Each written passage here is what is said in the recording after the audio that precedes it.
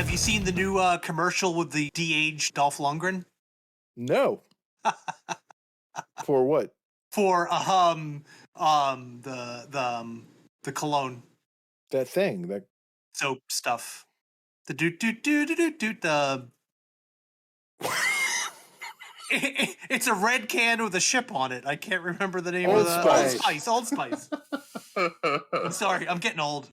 They have a de-aged Dolph. Is he doing Dolph or is he doing Ivan Drago? He's doing Dolph Lundgren. I think they're recreating a scene from one of his movies, and he said, "Did you use that?" And his sweat is just pouring off. Masters of the Universe, perhaps? No. One of the action movies. Yeah, Masters of the Universe. Here's a question. Speaking of Masters of the Universe, here's a question. Speaking of Masters of the Universe, this cannot end well. A lot of times, my biggest criticism that I have to level against the movie, if I have to like apply one like rubric to any given movie or show, the one that I would pick is, could I have done it better? So I'm not like a Hollywood director. I'm not a showrunner. I don't know all these things. But if I could like have written it or directed it or done it better, then that's like a big ding against something, right? Masters of the Universe, obvious. I guess what I'm trying to say is, have you ever wanted to like do it? You know? I could write a deep personal character story about Stinkor.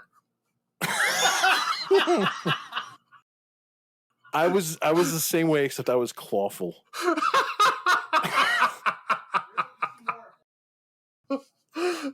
Stinkor, Jesus Christ. No, but wouldn't you, if somebody actually gave you the opportunity to like write that, like a master, like a good He-Man, a good Master I of the would Universe, Game of Thrones that shit up, man. That would be awesome. I'd make it brutal and awesome and gritty and realistic, but then have like a little bit of like mysticism, and it'd be awesome. Okay, episode 1 starts off with a titanic epic battle between He-Man and Skeletor. He-Man wins and kills Skeletor. And holy shit. That's kind of how the remade cartoon started. Because I got a stream of consciousness here. Quit interrupting me. And then? So he kills him. And because he killed him, the power leaves him because he's not supposed to kill. And so now he doesn't have the He-Man power anymore. So now he's got to like spend the rest of the series trying to become worthy again so he can get the He-Man power back. Because now it's just out there in the universe and people are getting pieces of it. Ooh, this could work. So with Skeletor dead, do you like replace Megatron with what's his name? Galvatron? Yeah, do you do like that in the He-Man universe? No, Evil Lyn takes over. Not Stinkor? Stinkor actually quits the bad guys because he sees the path, he sees where this is all going to lead, and he doesn't want any further part of it. But circumstances somehow manage to put Prince Adam and Stinkor together, and the two of them have like a buddy cop thing, because now Stinkor's the powerful one. Stinkor's the guy with abilities. Adam's just a guy now. He's got nothing left except, a heroic heart that he doubts himself. He can't even find that within himself. And Stinkor's got to help him find his way back to being the hero that he belongs. Do they turn gay? They do not. They do not. They're bros. It's an RRR situation. Okay. Super bro situation. Yeah. I was going to say like Prince Adam and Ram Man would be cool. Ram Man's intrinsically gay. He's just right from the start. And it's better if it's one of the ex-bad guys. Let me take you back to the beginning of your idea where he kills Skeletor. Instead of that, they kill each other. Ooh. No more He-Man. No more Skeletor. Ooh, okay. Maybe I'd kill fucking Man-at-Arms. Kill some of the big guys. Make it all like a big explosion. Are you sure you guys didn't watch the Netflix? Because this is basically what happens in the Netflix cartoon. I haven't mentioned big buff lesbians, so I'm not talking about Netflix. Yeah, we don't need that lesbian crap that for some reason you sat through. I didn't watch the He-Man. You watched the entire thing, and I know you did. Don't try to lie.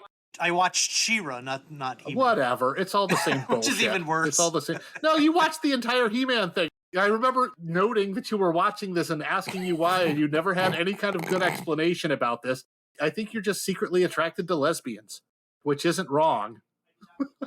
I watched part 1. I did not go back after they killed Prince Adam and the second time and watch I'm pretty it the sure you second- did. I'm like, No, 80, I didn't. I'm wondering why you're lying about this because I'm like 80% sure that you did. I didn't watch the second part because the first part ends when Skeletor actually wins and he becomes a god. I think it didn't make enough of an impact on him in order for him to remember it. I remember many episodes. No, I didn't. I did not watch part 2 because part 3 just came out. I only watched part 1. And let me back you up a little bit. You mentioned She-Ra. Is there some kind of new Netflix She-Ra that I... It was a terrible, well, even more terrible. Which he also sat through every fucking episode of. I did sit through all of She-Ra. I did not sit through all of He-Man. Did they have Bo, the guy with the mustache? They did, and they made him even more gay, and they made him black. Yeah, woo!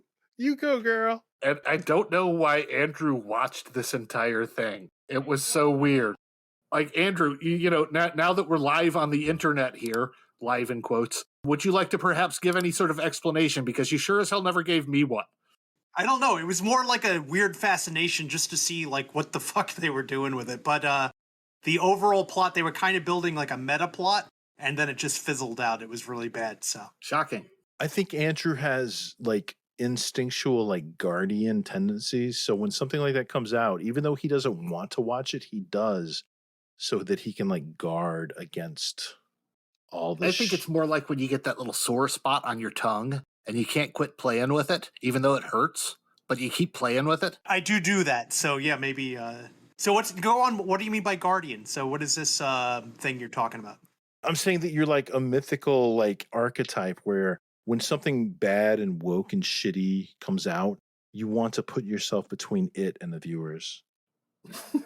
Yeah, there you go. Yeah, I want to protect our pop culture. That's true. Right? So whenever Rob walks through the room and sees you watching, like, some really gay shit, just tell Which him is most of the time, by the way. you're the bulwark between this shitty Netflix shit and humanity. And that'll do it for today's video, guys. Thanks for going on this journey with us. Let me know how you liked it in the comments section. And also, don't forget to like the video and subscribe to our channel as we bring you more thoughtful and intriguing content in the future.